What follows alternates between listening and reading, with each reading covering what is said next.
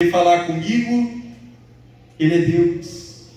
Se eu sair desse culto e eu não ouvir a voz de Deus, Ele continua sendo Deus.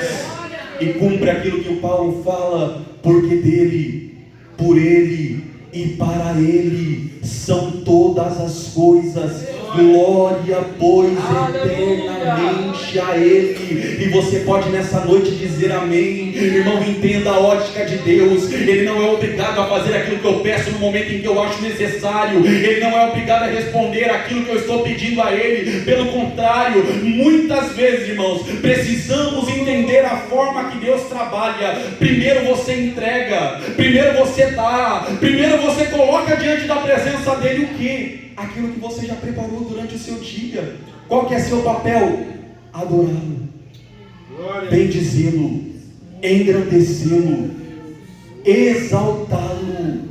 Ele já sonda o teu coração desde quando você abriu os olhos desta manhã. Ele sabe o motivo de você estar aqui. Ele sabe o que você veio buscar. Ele sabe o que você precisa. E eu tenho certeza da palavra que prego nessa noite. Através da sua adoração, querido, você pode sair daqui diferente da maneira que entrou. Através da sua adoração, a mão de Deus e a misericórdia dele pode se manifestar sobre esta casa de oração. Então entenda, não saia desse culto sem entregar aquilo que você já está preparando desde quando você abriu os teus olhos. Aleluia! Capítulo 12 de João, irmãos. Há uma alegria, há uma festa. Deixa eu trazer para você aquilo que está acontecendo. Há um culto de gratidão a Deus pela vida do irmão Lázaro. Marta, ela está servindo porque é a forma que ela encontra de tratar bem os convidados, de recepcionar bem as pessoas que estão ali a seu convite. Jesus está sentado à mesa. Maria, ela está olhando toda aquela cena, toda aquela situação, e a palavra do Senhor vai dizer que ela se aproxima de Cristo. Naquele tempo não tinha cadeira, as mesas eram baixas. Provavelmente Cristo estava sentado no chão e ela vai se aproximando de Cristo de mansinho. A Bíblia vai dizer que ela carrega um nardo, provavelmente num vaso. É um perfume caríssimo que custava 300 denários. Aproximadamente um dia de trabalho de um trabalhador comum era 1 denário, então 300. Provavelmente quase um ano inteiro de trabalho. Era algo caríssimo, era algo que custava muito dinheiro. Mas ela chega diante da presença de Jesus e ela começa a derramar, e ela começa a enxugar com o seu próprio cabelo, em sinal de humilhação e em sinal de adoração. Só o que me chama a atenção, irmãos, é a atitude de Maria. Porque nessa casa, se você quiser discorrer o texto depois, você vai entender que tem muitas pessoas. O Lázaro, no capítulo de número 12, está ressurreto, mas no capítulo de número 11 estava morto. Marta está servindo de alegria, porque o seu irmão que estava no sepulcro agora está na mesa. Tem muitos judeus na casa, crendo em Jesus, pelo fato dele ter ressuscitado a Lázaro. E tem outros buscando a oportunidade para matar a Lázaro novamente, pelo fato de Jesus ter sido glorificado através da ressurreição da vida dele. Então tem muitas coisas acontecendo nessa casa. Tem pessoas preocupadas em servir, tem pessoas preocupadas em comer, tem pessoas que estão ali olhando o morto que agora está ressurreto, e está Jesus sentado na mesa. Só que nessa oportunidade ele não está realizando o milagre. Só que nessa oportunidade, ele não está multiplicando pães, não está multiplicando peixes, não está curando o cego, não está curando o coxo. Pelo contrário, ele é um convidado e ele está assentado à mesa. Você vai entender essa palavra. Aí eu vejo Maria, irmãos, ela olhando para toda aquela sala, para todo aquele ambiente, e ela consegue contemplar Jesus sentado, pastor Edson. Quando Jesus está sentado, irmãos, eu volto a repetir para você, a adoração, ela só é válida quando temos um coração grato. Grato. Grato. Porque quando chegamos neste culto, desde quando a porta foi aberta, entendemos que esse local é um local de adoração. Eu não estou vendo Jesus realizar milagre. Não estou vendo Jesus curar.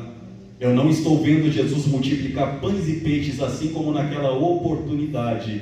Mas assim como Maria estava olhando ele sentado na mesa, eu tenho convicção que o seu Santo Espírito está aqui nessa noite. Aleluia. Nos observando e entendendo aquilo que estamos fazendo aqui. Olha a atitude de Maria, irmãos. Está todo mundo preocupado com Lázaro. Maria está feliz pela ressurreição do seu irmão, mas ela tem algo a fazer. Ela é uma adoradora, e o ambiente em que Jesus se encontra é tudo que um adorador precisa para expressar a sua gratidão e para expressar a sua adoração. Maria, ela entende que a felicidade está na casa, mas a felicidade só está lá porque a presença de Jesus está no meio daquela casa. Então ela pega o seu vaso, irmãos, ela vai se aproximar da presença de Cristo e ela vai começar a derramar nos seus pés todo aquele unguento. E a palavra vai dizer que o cheiro do unguento, ele encheu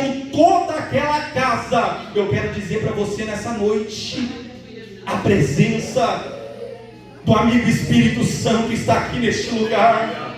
Aleluia. A presença do amigo Espírito Santo veio a este culto. Ele não perde a oportunidade de estar onde você está.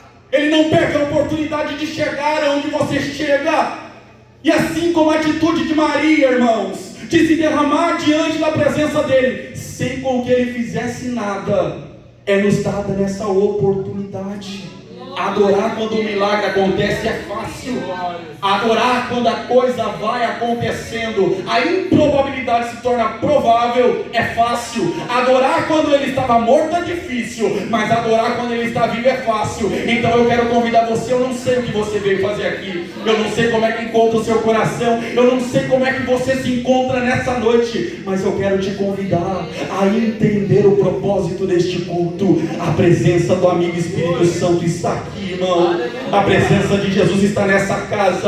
E eu volto a dizer, você preparou algo durante esse dia. Eu não sei se está dentro de um vaso, eu não sei de onde você trouxe, mas comece a derramar diante dos pés dele. Comece a derramar diante da presença dele. Comece a entregar a ele aquilo que você já preparou durante o seu dia. E eu tenho certeza, irmãos, que ele veio para receber. Aleluia.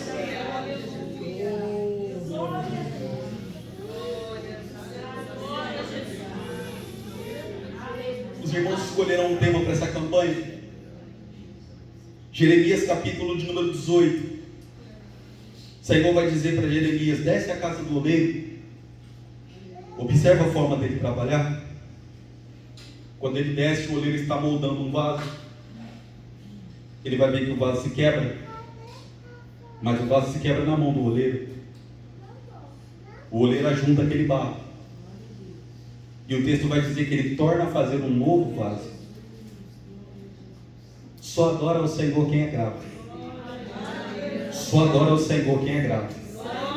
O vaso estava na mão do oleiro, o vaso se quebrou, mas o oleiro tornou a fazer um novo vaso.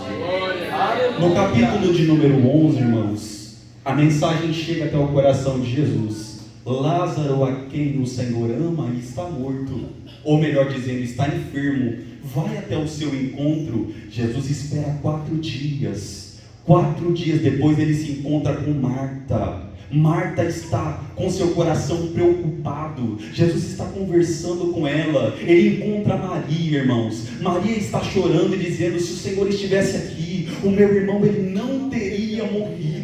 Jesus ele está olhando para Maria, está olhando para Marta, está vendo a comoção dos judeus, e o texto vai enfatizar a humanidade do nosso Deus. Ele olhando para a tristeza no coração de todos, o texto vai dizer que Jesus ele vai chorar. Ele vai mandar arrancar pedra, e ele vai falar para que Lázaro saia para fora. Irmãos, Lázaro ele sai depois de 4 dias com vida. Olha que milagre extraordinário. O corpo provavelmente já estava em decomposição. Provavelmente aquele corpo já tinha se desfeito por completo. Mas dada a palavra de ordem do verbo vivo de Deus, daquele que traz à existência aquilo que não existe, daquele que é o criador do universo, daquele que fez todas as coisas, a aquilo que ele fala tem que acontecer. A matéria foi voltando, a pele foi voltando, o sangue foi voltando. Lázaro, ele sai daquele túmulo e ele sai com vida para a glória do nome do Senhor. Agora, irmãos, pensa comigo.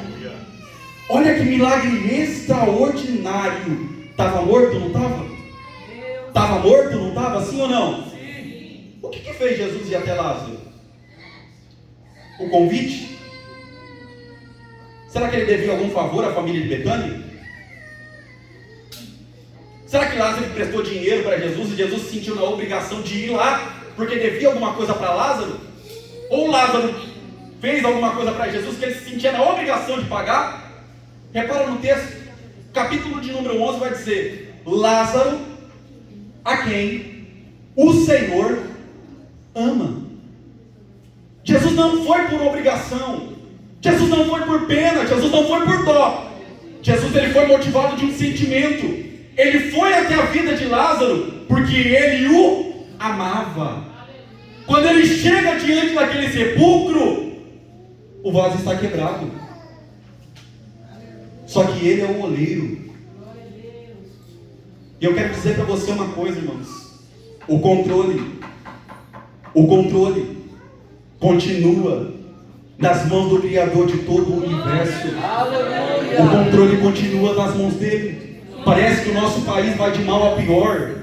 Parece que as coisas do mundo vão acontecendo e vai se declarando um fim instável, guerras, pestes, violência. Parece que tudo está fora do controle. Mas repara numa coisa: quando a gente observa a palavra como ela é, a Bíblia vai dizer que tem um trono ocupado. E esse trono está ocupado pelo Criador do universo. O controle ainda continua nas suas mãos, assim como o vaso continua na mão do oleiro. E a palavra vai dizer que o vaso está na mão do oleiro, e a vida desse vaso se quebra.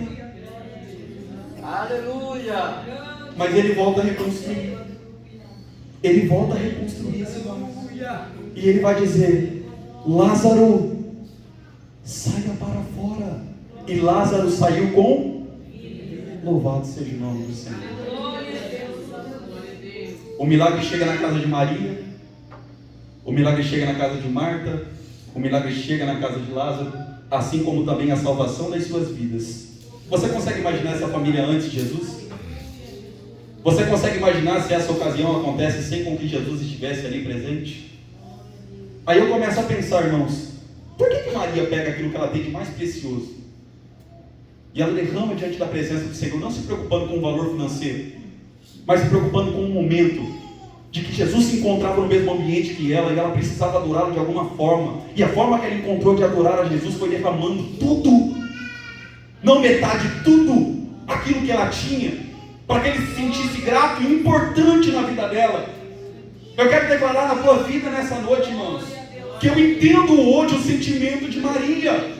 Eu entendo aquilo que ela estava fazendo, porque no capítulo 11 ela está sem rumo, ela está sem direção, a sua família está sendo destruída, o seu irmão morreu, ela está desolada, mas se aproxima Jesus.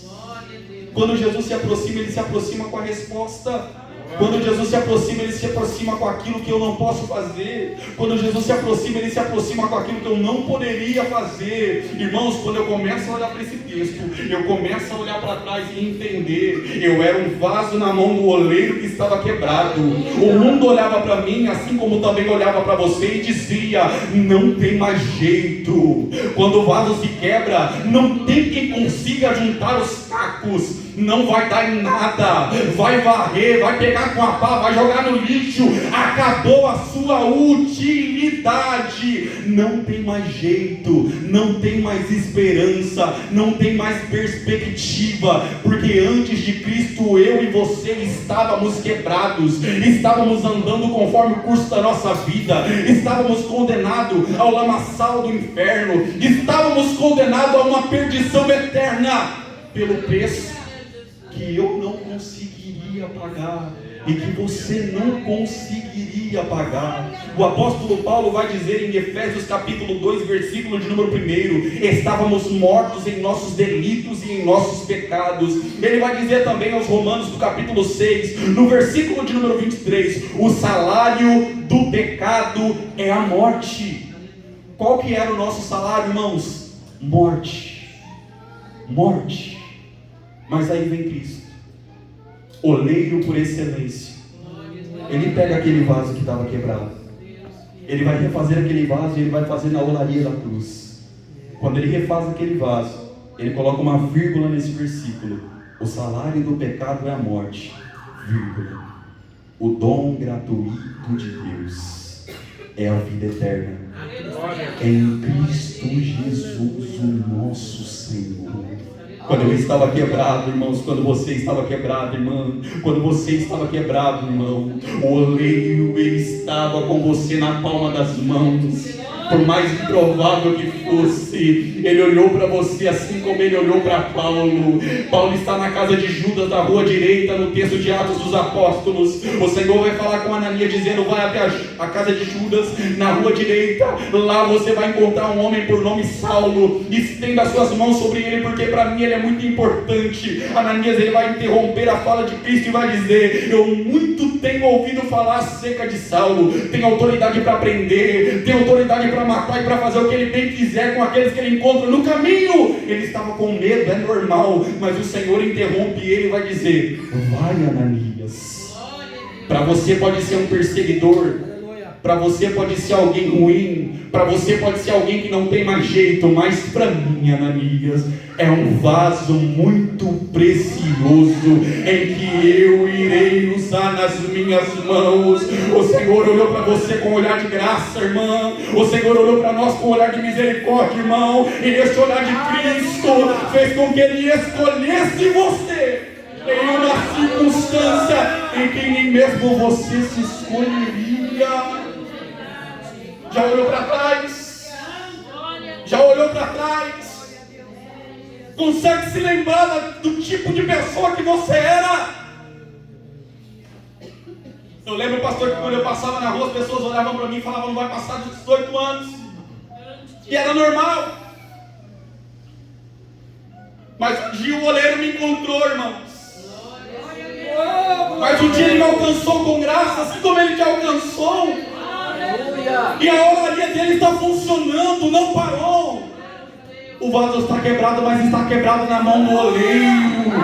E ele está refazendo esse trabalho, porque para ele não tem causa impossível, não tem projeto perdido, não tem projeto falido. Ele é oleiro por excelência. Aí eu volto para Maria. Maria entende o que é ser grata, porque no capítulo de número 11 ela estava quebrada. Porque no capítulo de número 11 ela estava sem solução para o seu problema. Mas no capítulo de número 12 é como se eu estivesse olhando para a minha vida e entendendo. Teve um dia que a mensagem do Evangelho me alcançou assim como ela te alcançou. Uma mensagem simples, pregada numa quinta-feira por um senhor de idade, que dizia que Jesus Cristo salva, que Jesus Cristo cura, que Ele batiza com o Espírito Santo, e que Ele em breve voltará, assim como te alcançou também. Essa mensagem penetrou o meu coração, assim como está contido nessa palavra, como uma espada penetrante, aguda de 2 fios. Ela foi na divisão da alma, ela penetrou no profundo, onde nada conseguia penetrar. Ela me mostrou que a graça dele me alcançou, ela te mostrou que o amor dele te alcançou. Todo mundo dizendo que você não conseguiria, que não chegaria, mas o Senhor olhou para você e disse: eu te escolho. Eu te escolho, eu te escolho, eu pego você com as minhas mãos, eu modelo você da maneira que eu quero, do formato que eu quero, para executar o meu trabalho da maneira que eu quero. E isso para nós nessa noite, irmãos, é motivo de olhar para a cruz. Quando eu olho para a cruz, eu vou ver mãos pregadas, pés pregados, sangue vertido no madeiro. Mas enquanto o sangue está sendo vertido, há um brado do alto céu dizendo: Pai, em tuas mãos eu entrego o meu espírito. está consumado. Quando não tinha jeito para minha, quando não tinha jeito para a tua vida, o Cordeiro de Deus que tira o pecado do mundo me encontrou. O Cordeiro de Deus que tira o pecado do mundo te alcançou. Ele me encontrou com amor, Ele te olhou de uma forma que ninguém nunca tinha te olhado. Ele acreditou em você, Ele acreditou num projeto que nem você mesmo acreditava. Ele está mostrando para você todos os dias que aquele que em vós começou a boa obra, Ele a aperfeiçoará até o dia de Cristo Jesus, o nosso Senhor. Então entenda nessa noite, irmãos, Ele te salvou na cruz do Calvário, rasgando o véu do templo, fazendo com que você tenha acesso direto à presença de Deus. Não tem mais necessidade de um intermediário falar com Deus por você nesse culto. Assim como você já fez durante o seu dia, você está falando com Deus e você pode continuar falando. Aí eu volto a pergunta para você novamente: tem motivo para adorar? Tem motivo para adorar?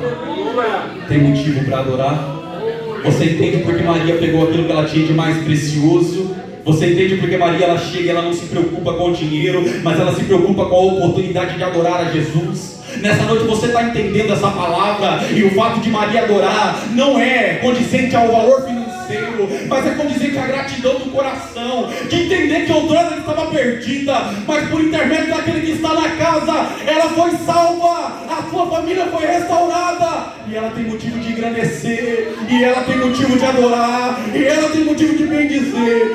Se você tem motivo nessa noite de adorar, adore. Se você nessa noite tem motivo de engrandecer, engrandeça, porque a presença dele é real. Aleluia! Aleluia! Aleluia! Aleluia! Aleluia! Glória a Deus! Você pode adorar, irmão? Você pode adorar, irmão? Enquanto você adora, a presença dele se manifesta. Enquanto você adora, a presença dele se manifesta em nosso meio. Enquanto você adora, a graça dele nos alcança, a bondade dele ecoa sobre os nossos corações. Temos motivo de sobra para adorar, temos motivos de sobra para engrandecer. Estávamos perdidos, mas quebramos na mão do oleiro. Ele te modelou, ele te moldou, e hoje você é vaso. É bem verdade que é de barro, mas para que a glória dele se manifeste através da tua vida, para que a graça dele se ecoe através de você. Hoje você é instrumento nas mãos do Senhor. Hoje você é usado pelo poderoso Deus. Hoje você é canal de bênçãos. Hoje da tua boca sai vida, e sai vida em abundância. Ele te encontrou, ele te modelou, ele te salvou. Aleluia! Se você pode, adore. Se você pode, engrandeça. Aleluia! Aleluia! Eu finalizo essa mensagem, irmãos. Maria adora. A adoração de Maria é tão intensa que a palavra do Senhor vai dizer que o cheiro do unguento invadiu toda a casa. Olha que interessante, a nossa adoração tem cheiro. O anjo visita Cornélio, e o anjo vai dizer para Cornélio: as tuas orações e as tuas esmolas têm subido como um cheiro suave diante da presença do Todo-Poderoso Deus. É ação e reação. Enquanto eu estou adorando aqui, irmãos, parece que nada está acontecendo, mas o mundo espiritual está sendo movimentado. Deus está recebendo adoração sincera. Deus está recebendo adoração verdadeira. Ele não se preocupa com performance. Ele não se preocupa com aquilo que está no meu exterior, porque a palavra dele é bem clara quando diz: ele está procurando o verdadeiro adorador. Ele está procurando aquele que adora o Pai em espírito. Ele está procurando aquele que adora o Pai em verdade. E ele te sonda neste culto. Então continue adorando. Aleluia! Glória a Deus. Finalizo, irmãos.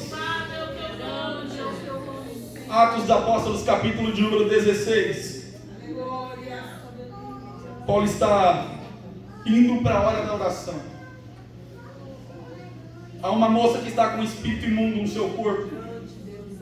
Paulo tem o discernimento que aquilo não provém de Deus e pela autoridade do Espírito Santo ele expulsa aquele demônio. Só que o texto vai dizer que aquela moça, com aquele espírito maligno, ela dava grande lucro aos senhores daquela cidade. Resultado, Paulo estava indo orar. Paulo expulsa um demônio, mas ele vai ser preso em praça pública. Ele vai ser açoitado com varas, semi-nu praticamente, juntamente com o seu companheiro Silas. Ele vai ser levado em uma cadeia que tem presos de tudo quanto é espécie. Mãos são algemadas, pés são acorrentados, assim como também as suas mãos. A palavra do Senhor vai dizer que Paulo ele está no cárcere. Perto da meia-noite está acontecendo algo. Só que o que me chama a atenção, irmãos, é que quando eu estou em um dia em que eu bato a ponta do dedo no sofá antes de eu sair para trabalhar, parece que meu dia não vai fluir, irmão. Parece que tudo aquilo que eu tinha de gratidão dentro do meu coração some. Parece que quando eu encontro uma pessoa que não está tendo um bom dia, eu absorvo tudo aquilo que aquela pessoa tem trago para mim. Me esqueço do principal. Que independente se eu faço a vontade do Senhor ou não, o dia ruim chega na minha vida. E por que não questionar? Porque o dia bom é privilégio, mas o dia mau, ele nos ensina, ele nos modela, ele nos molda. Somos moldados através da aflição, porque através da aflição saímos dela mais fortes do que quando entramos. Através da aflição eu me volto ao Senhor que pode resolver o meu problema. Porque quando as coisas estão andando da maneira que eu bem gostaria, eu não preciso do Senhor para nada, e essa é a verdade. Quando tem dinheiro entrando na conta, quando não estou precisando de nada na minha casa, quando meu carro não quebra, quando tudo vai bem, me esqueço da oração, me esqueço da consagração, me esqueço da leitura da palavra. Mas eu quero dizer para você que o dia bom e o dia mau, ele chega na vida do ímpio, assim como ele também chega na vida daquele que serve a Deus. Paulo está dentro do cárcere, tendo todos os motivos humanos para dizer que o Senhor se esqueceu dele, para dizer que o Senhor o abandonou, para dizer que o Senhor não é na sua vida. Mas quem é adorador? Ele se conecta em espírito com o Espírito de Deus. Porque quando as coisas não estão dando certo, há uma presença tão doce do Espírito Santo dentro de nós, que nos ensina e nos impulsiona através do sofrimento. Eis que eu estou convosco todos os dias, até a consumação do século. Eis que eu não vos deixarei órfãos, mas eu rogarei ao Pai, e Ele vos enviará o outro Consolador. Ele é o amigo, Ele é o Paracletos, Ele é o ajudador, Ele é aquele que habita dentro de nós. E no dia mau, Paulo vai olhar para cima e vai dizer: estamos acorrentados, estamos aprisionados, mas eu vou continuar orando e eu vou continuar cantando. Você tem duas opções: ou você para, ou você continua. Se for para continuar, continue adorando, continue cantando, continue orando, porque você está na mão do oleiro. O oleiro não perde você. O oleiro não perdeu o controle da olaria. Você está nas palmas das mãos do Senhor. O texto do profeta vai dizer que Ele te tem gravado na palma da sua mão. Ele não te esquece. Ele não confunde a tua voz. Ele não confunde a tua adoração. Ele está te ouvindo neste culto. Ele está te ouvindo nessa noite. E Ele pode responder a petição do teu coração nesta casa de oração. Quando Paulo ora, quando Silas canta, sobreveio um tão grande terremoto que abalou o alicerce da cadeia. Todas as portas foram abertas, o grilhão da mão caiu, a corrente do pé soltou, o nome do Senhor foi glorificado. Porque enquanto estavam presos, adoravam. Porque enquanto estavam presos, cantavam. É ação e é ação.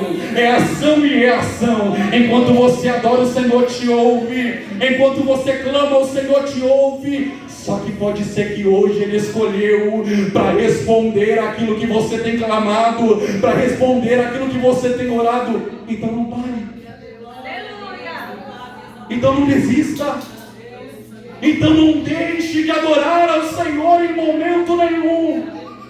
Porque enquanto você adora, a cadeia está caindo nessa noite. O grilhão está caindo neste culto. A corrente está sendo despedaçada. O problema que te prende, a adoração quebra.